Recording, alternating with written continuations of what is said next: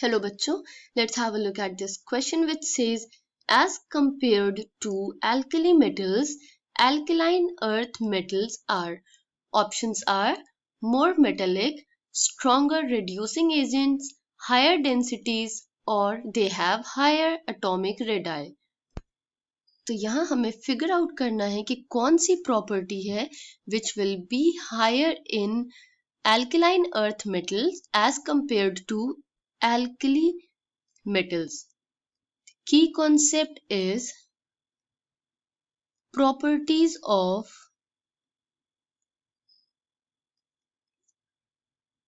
group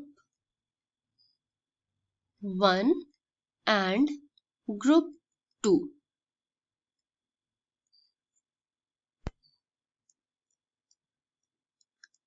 Alkali metals and alkaline earth metals. Alkali metals are group 1 elements whereas alkaline earth metals constitute group 2 of periodic table. तो हम जो ये trends discuss करेंगे that will be across the period.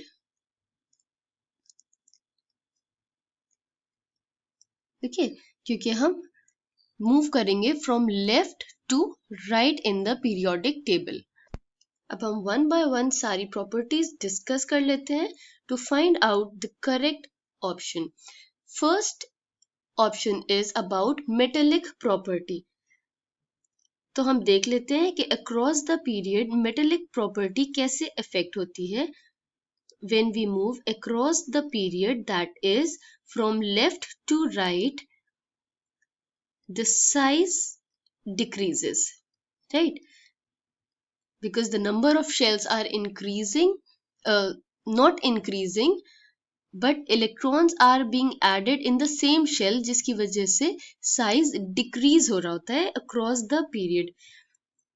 इसका मतलब more attraction between nuclei and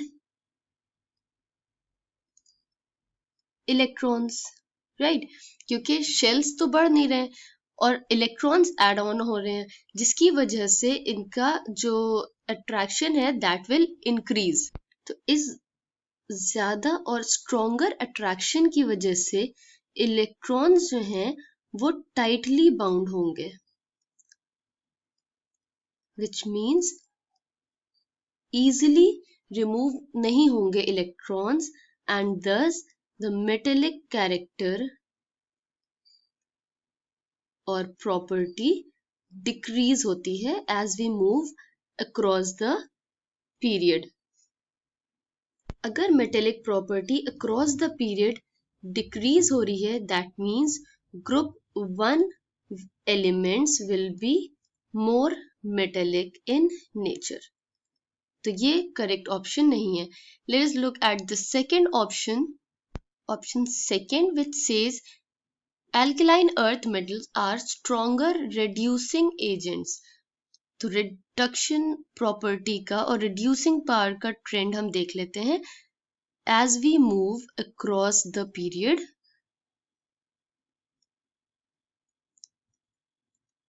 इसको भी हम in terms of electron losing tendency के terms पे समझते हैं. तो across the period size decrease हो रहा है. इस डिक्रीज इन साइज की वजह से आयनाइजेशन एनर्जी इंक्रीज हो रही है. Ionisation energy which is the energy required to remove the electron from valence shell. तो साइज डिक्रीज होने की वजह से जो न्यूक्लियर होल्ड है दैट इज इंक्रीजिंग. तो हमें ज्यादा एनर्जी सप्लाई करनी पड़ेगी to remove an electron. It means tendency to lose electron decreases.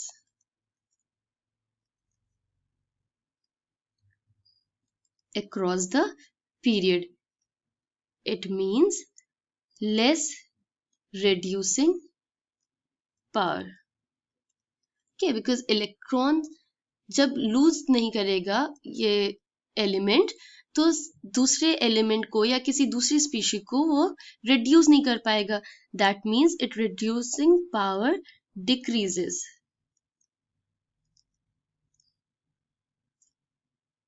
Reducing power भी अक्रॉस द पीरियड डिक्रीज हो रही है. That means group 1 elements are stronger reducing agents than the second group elements. Now the third property, which is higher densities, इसे समझ लेते हैं. Across the period दो चीजें हो रही हैं. That is atomic number increase हो रहा है.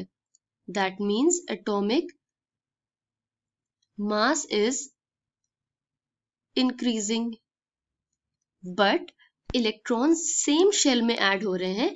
electrons shell नहीं ऐड हो रहे हैं. That means उसका जो radius है that is decreasing across the period. is increasing atomic mass and decreasing radius और volume की वजह से जो ओवरऑल इफेक्ट है दैट इज डेंसिटी इंक्रीज हो रही है across the period, because the decrease in radius और volume is more significant than the increase in atomic mass. तो इसका मतलब group 2 elements will have higher densities.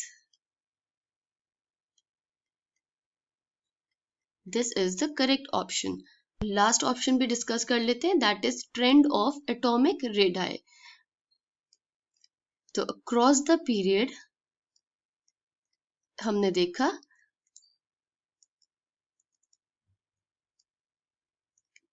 number of shells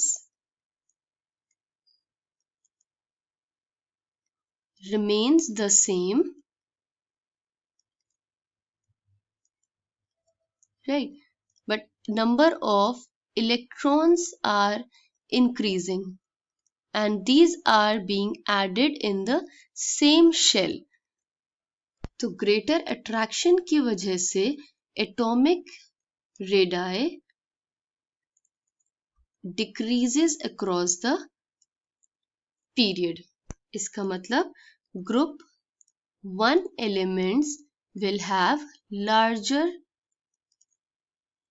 atomic radii as compared to group 2 elements. तो ये भी correct option नहीं है. So the correct option, as compared to alkali metals, alkaline earth metals have higher densities. I hope you understood it well. Thank you and best of luck.